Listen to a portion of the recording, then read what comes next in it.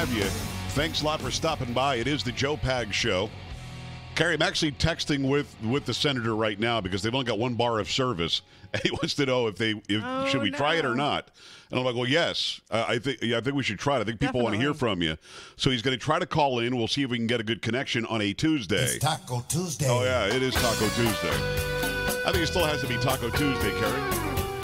No, not really. I just saw a great meme that somebody posted. If you don't know what a meme is, it's a picture with a with words on it. It's a guy on a raft, like a man-made wooden raft out of like logs, and he's rowing, and it says Texas be like, I'm going to Whataburger. What do you want? I mean, that's quintessential Texas, right? It is, definitely. I mean, it really is. I mean, at the end of the day, what you have is Texans are going to rise above. Texans are going to support each other. You know, the one thing that I mentioned over and over, I couldn't miss that part. Really? The one thing that really does shine through, no matter how rainy it is how people in Texas, no matter what your ethnicity, your background, your gender, your race, your religion, that none of that matters. None of it matters. Taco Tuesday. Taco Tuesday. Taco Tuesday. Taco. All right, Polo, make it happen. Taco. All right, thank you, sir. See, we have to at least get that. Now let's go to the phone lines. It's going to be Senator Ted Cruz, Republican from the great state of Texas. Ted, how are you? It's good to be with you, and our state is hurting right now, but we're coming together and dealing with this terrible storm. I know that you warned me up front. The cell service isn't great, so if we lose you, we understand.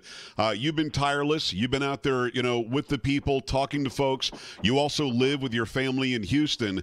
Ted, if you can, just tell me, what have you seen? I know that we talked about the human spirit, but what have you seen when it comes to people coming together, when it comes to people, helping those who are horribly in need? Well, it's been truly incredible. I've spent much of the past week in Houston, which is my hometown, and the devastation is massive there. The flooding, this is a 500-year flood. We've never seen anything like it. Neighborhoods that have never flooded are underwater. And what we're seeing and that follows a Category 4 hurricane that hit the Gulf Coast, that did devastating damage in Rockport and Port Aransas, Corpus Christi, and Victoria, and then it came north and east and just parked over Houston, dumping some 50 inches of rain, and it continues to rain. In the face of that devastation, we're seeing acts of heroism that take your breath away. We're seeing first responders, firefighters, police officers, EMS, Coast Guardsmen, National Guardsmen, just risking their lives and doing so over and over and over again. We've had over 7,000 high water rescues.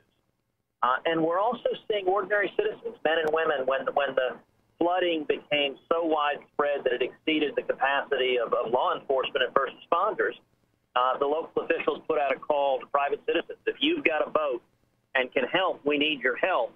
And there are literally hundreds of private citizens who just got in their boats and have started saving their neighbors. It's an incredible demonstration, really an inspiring demonstration of Texans helping Texans. It's Senator Ted Cruz has been in the hurricane zone for the better part of a week now, since last Friday and even beyond that.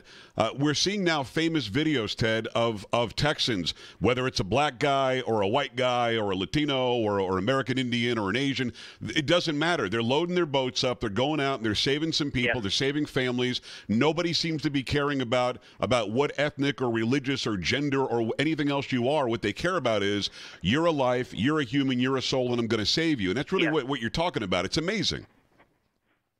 That is exactly right. There are no divisions. There's no time for partisan division or racial divisions or any other divisions that tear us apart. I mean, we are drawn together as Texans and Americans, and with love for our neighbors. And yesterday I spent the morning at the George R. Brown Convention Center, which is now the main downtown shelter, with a capacity of 5,000 people. It had, as of last night, over 9,000 people there.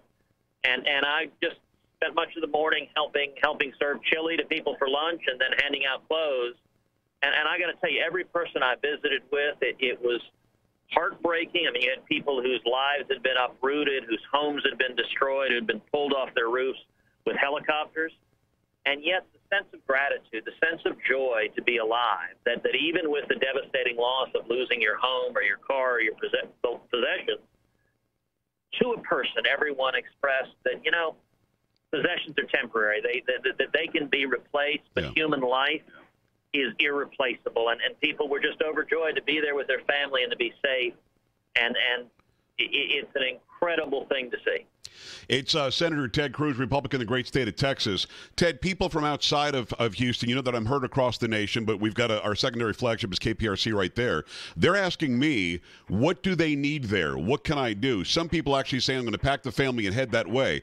I suggest they don't go to Houston. Not now. It's still raining. It's going to rain until, through tomorrow, if not through the next day. But what can they do, if anything, right now, if they're far away but still want to help?